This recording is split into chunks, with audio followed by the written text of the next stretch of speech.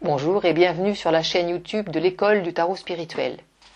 Je vais aujourd'hui vous présenter les arcanes mineurs du tarot de Marseille, arcanes mineurs qui sont moins connus et moins utilisés que les arcanes majeurs. Les arcanes majeurs, j'en ai déjà fait une présentation.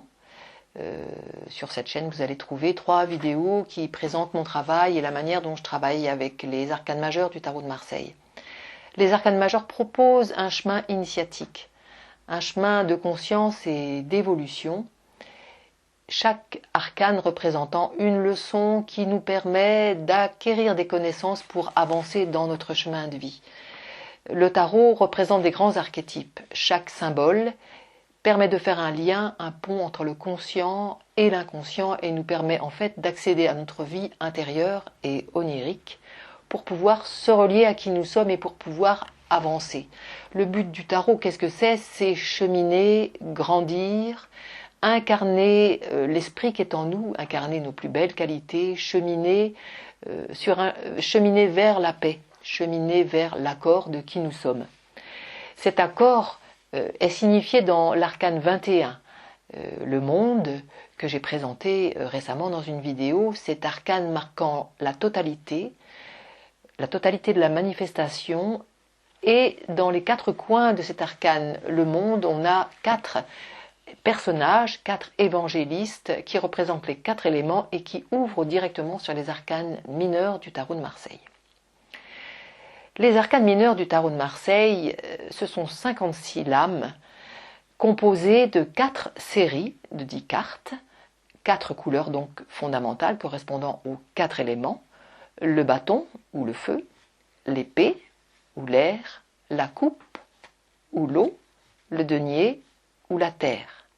4 séries de 10 cartes numérotées de 1 à 10 et 16 personnages appelés les honneurs ou les cartes de cour selon comment on les présente. 16 personnages, le valet, la reine, le roi et le cavalier dans les 4 couleurs. Donc 2 systèmes qui sont imbriqués. Nous allons aujourd'hui nous pencher sur les arcanes mineurs de cycle, les cartes les plus hermétiques, les plus difficiles à comprendre. Elles servent beaucoup au niveau divinatoire. Pourquoi?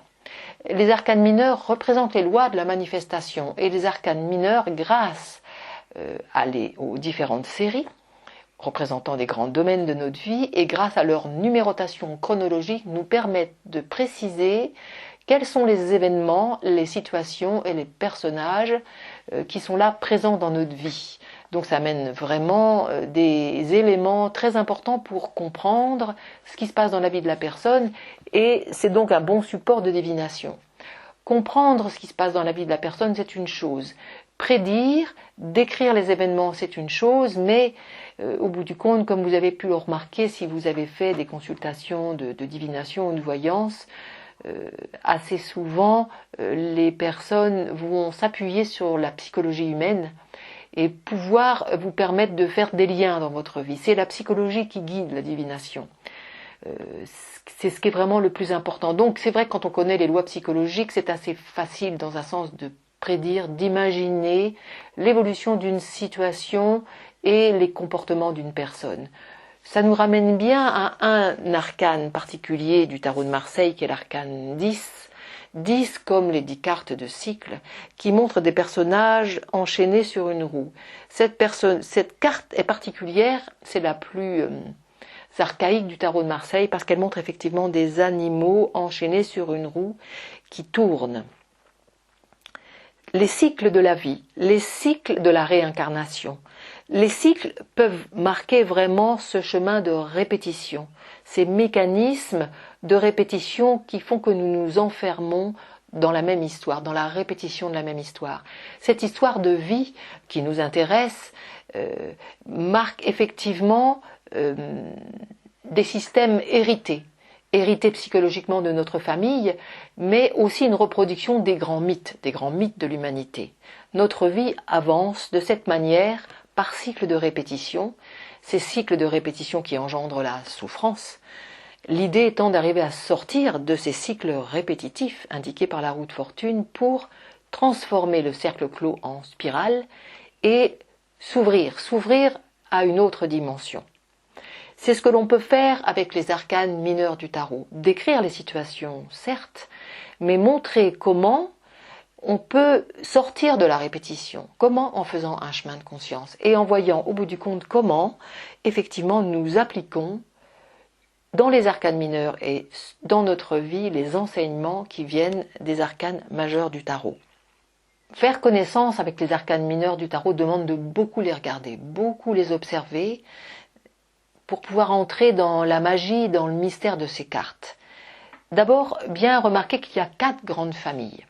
Le bâton, l'épée, la coupe et les deniers. Donc, vous avez pu remarquer 3 éléments au singulier, un élément au pluriel, dont nous parlerons tout à l'heure. Commençons par l'élément le bâton. Dans l'as de bâton, on voit un personnage humain qui tient un as rayonnant. Puis, dans l'élément de l'épée, on voit un personnage, une main aussi, qui tient un as d'épée rayonnant. Voilà 2 séries qui sont des séries actives, dynamiques, masculines, où on voit l'intervention de l'homme au début, dans l'as qui représente tout le potentiel du cycle, et ensuite on voit une évolution numérologique du 1 jusqu'au 10. Si on regarde la série des bâtons et la série des épées, on voit apparaître une alternance. L'alternance, par exemple, dans la série des épées, d'une fleur, puis d'une épée, d'un feuillage qui évolue de carte en carte vers une autre fleur différente, un feuillage qui évolue, puis à nouveau une épée d'une couleur différente. Ainsi de suite jusqu'à la fin de la série des épées, où on finit la série par 2 épées croisées au centre de cette espèce de mandorle dessinée par les épées. Les épées, c'est une série de cycles qui nous renvoie bien à la roue de fortune. Les épées, qu'est-ce que ça représente? L'air, la communication, les relations, les lois, les épreuves, les conflits. Comment les épreuves vont nous permettre de grandir? C'est vraiment tout le propos du tarot de Marseille. On a l'alternance donc du masculin et du féminin dans les cartes d'épée et de bâton. Les nombres masculins étant impairs, les nombres féminins étant pairs.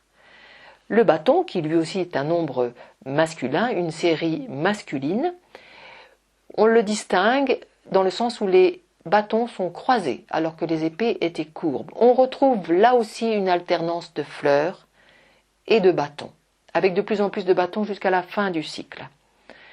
Des fleurs qui sont différentes. Donc je vous propose vraiment de les regarder et de voir ce chemin et cette croissance qu'on remarque à travers le feuillage. Le bâton représente le feu, l'action, l'instinct, la sexualité et la créativité.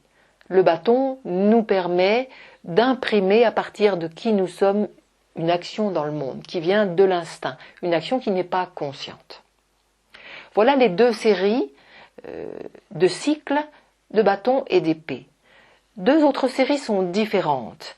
Elles sont différentes parce qu'il n'y a pas d'intervention humaine.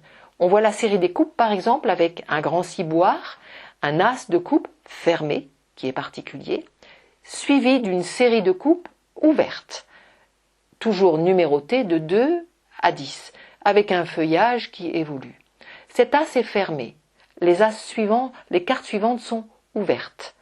C'est intéressant de voir cette série des coupes avec le chemin qui est proposé. Qu'est-ce que c'est la coupe? La coupe, c'est le cœur.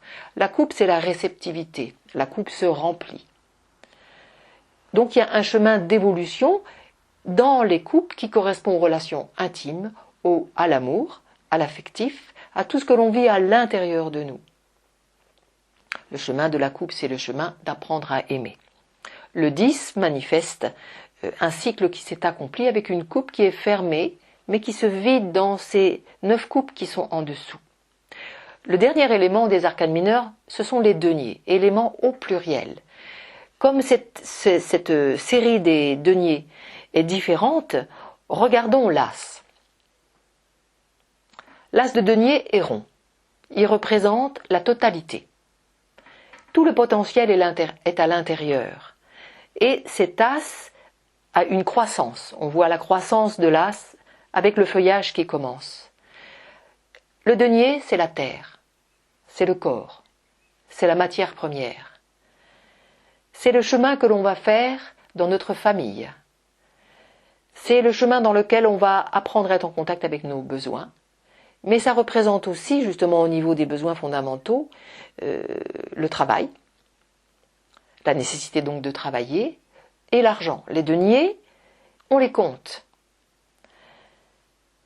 Les deniers représentent les talents qui sont là. Si on regarde bien la série des deniers, le nombre n'est pas indiqué. Ça veut dire que le nombre est caché à l'intérieur des deniers. Pour trouver ce nombre, il faut compter. Pour trouver ce nombre, il faut travailler. La matière première des deniers nous indique qu'un travail est à faire.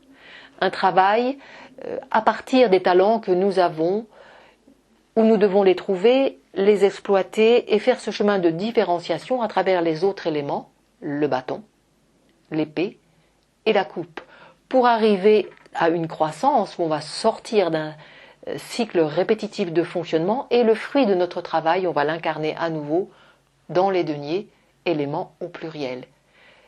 Le travail qui a été fait donne des fruits, ces fruits nous permettent de commencer un cycle sur des bases différentes et les déchets retournent à la terre et forment le terreau à partir de laquelle le chemin va continuer. Voilà pour les arcanes mineurs, les cycles du tarot de Marseille.